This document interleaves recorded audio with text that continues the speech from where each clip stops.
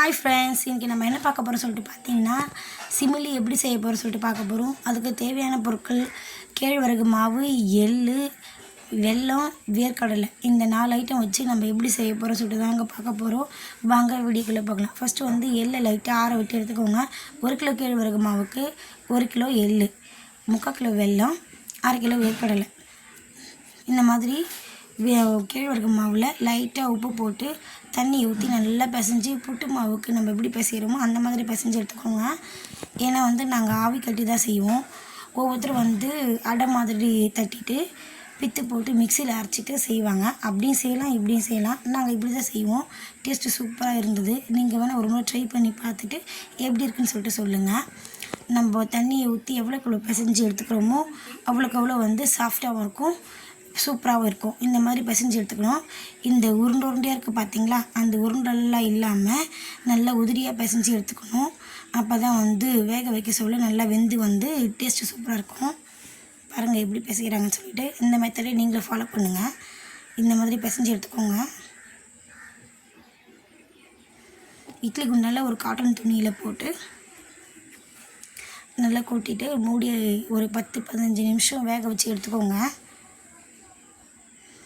நடுவில் கொஞ்சம் வெந்துடுச்சா வேகலாம் செக் பண்ணி பாருங்கள். அப்படி வேகலாம் ஒரு 20 நிமிஷம் வரைக்கும் வேக வச்சு எடுத்துக்கோங்க. நாங்கள் ஒரு 10 நிமிஷத்தில் எடுத்துட்டோம், வெந்துடுச்சு, நல்லா இருந்தது.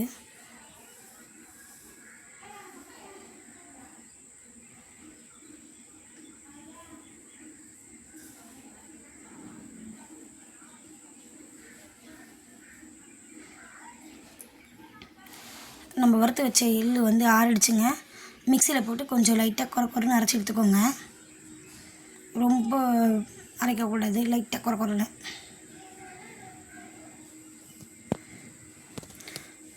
வெல்லத்தை எடுத்து நல்லா நசுக்கி எடுத்துக்கோங்க. நாங்கள் வந்து 3/4 கிலோ எடுத்தோம். நீங்கள் உங்களுக்கு தேவைன்னா கொஞ்சம் எக்ஸ்ட்ராவும் சேர்த்துக்கலாம். அதிகமாக சேர்த்துட்டிங்கன்னா இன்னும் கொஞ்சம் இறுகிடும். அதனால் வந்து நிறைய சேர்த்துக்காதீங்க, கொஞ்சம் லிமிட்டாகவே சேர்த்துக்கோங்க. உங்களுக்கு வேணும்னா சேர்த்துக்கலாம்.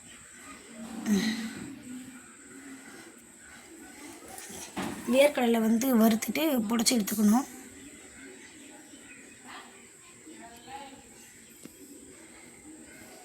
வேர்க்கடலை அப்படியே சேர்த்துடலாம். அப்படி இல்லைன்னா வந்து மிக்சியில் லைட்டாக கொஞ்சம் கிரைண்ட் பண்ணி சேர்த்துக்கலாம்.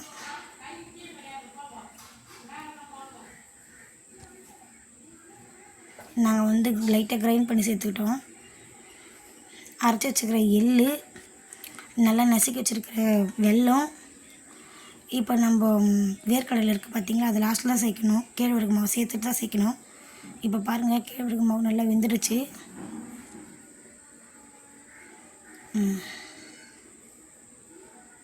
பாருங்கள், வெந்துட்டுருக்கு.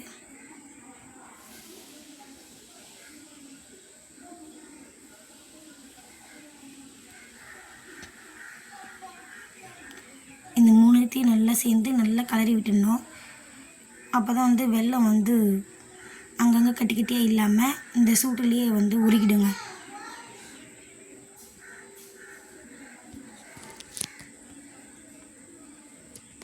எப்படி கலர்றாங்க பாருங்கள், அந்த மாதிரி கலரணும். நம்ம லைட்டாக கிரைண்ட் பண்ணி வச்சுருக்கோம்ல வேர்க்கடலை, அதையும் சேர்த்து நல்லா கலந்துக்கணும்.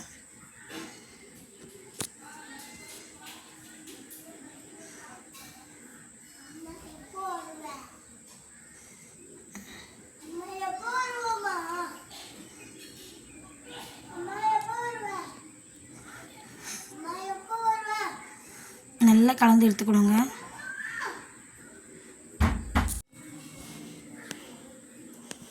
நல்லா கலந்தாச்சு. நல்லா உருண்டை மாதிரி பிடிச்சி வச்சுக்கோங்க. எங்கள் மாமியார் வந்து நல்லா திருப்பதி உருண்டை லட்டு இருக்கிற மாதிரி நல்லா பிடிச்சி எடுத்துக்கிட்டாங்க. அது கூடவே வந்து ஒரு குட்டி உருண்டை பார்க்கவே அழகாக இருந்தது.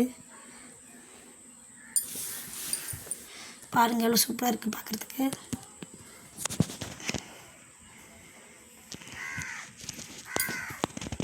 இந்த மாதிரி ட்ரை பண்ணி பார்த்துட்டு எப்படி இருக்குன்னு சொல்லிட்டு சொல்லுங்கள்.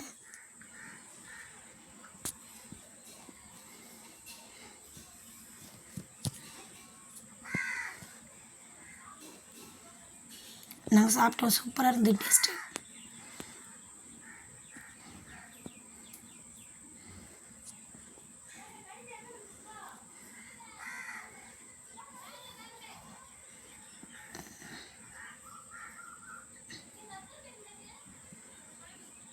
பாருங்கள், பார்க்கவே இவ்வளோ அழகாக இருக்குது.